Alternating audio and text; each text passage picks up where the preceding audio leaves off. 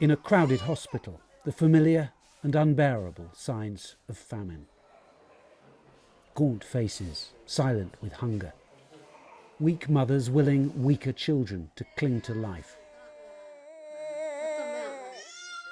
Somalia has been here before, but in isolated Baidoa, doctors and nurses are bracing themselves for new depths of catastrophe.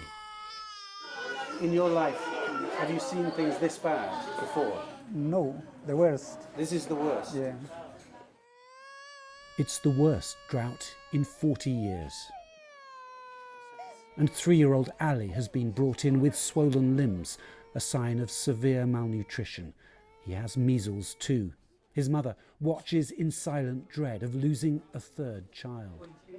So this woman here has lost 2 of her children, 2 girls, in the last week. And already the hospital is struggling. Sometimes we are lack of the supplies. You lack supplies? Yeah. That must be incredibly frustrating. Sure. When it happens, it's actually terrifying, actually, because people are dying and you cannot support them. On the dusty plains around the city, more families arrive each hour and set up camp. Many have trekked for days or weeks. Across Somalia, 1 million people are making these journeys, bringing little with them but stories of dead cattle, dead crops, and a rural way of life that a changing climate will no longer tolerate. Fatima walked for a fortnight to get here. She carried her 3-year-old for days, but the child died of hunger on the journey. We had to leave her by the roadside, she says. We had no strength to bury her. We could hear the hyenas closing in. Officially, no famine has been declared yet here in Somalia, but today, right now, 300,000 people are living in famine conditions, with another 2 million on the brink of famine. So it's hard to imagine a situation more desperate, more urgent, more compelling. There is help arriving here in Baidoa and plans for much more, but it's too slow. The things we are doing now, we needed to do 3 months ago. So in reality, we are behind. I think something catastrophic will happen in this area. Catastrophic, you mean famine spreading? Famine is spreading. But drought is not the only challenge. Somalia is at war, a long fight against a formidable Islamist insurgency.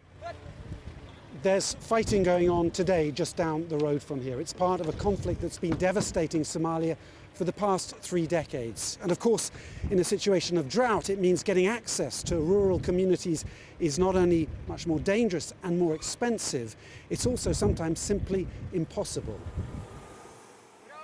In some areas, pro-government forces are taking ground, rescuing trapped communities. But Baidoa itself remains more or less under siege, a precarious place of refuge. And while the men fight, it is Somalia's women who soldier on.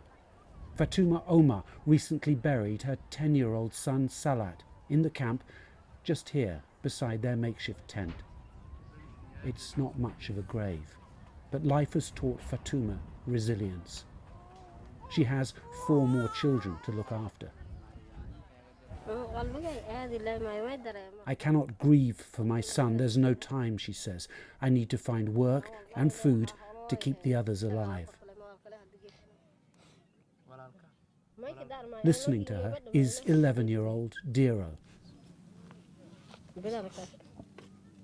But the mention of his favourite brother is too much for him.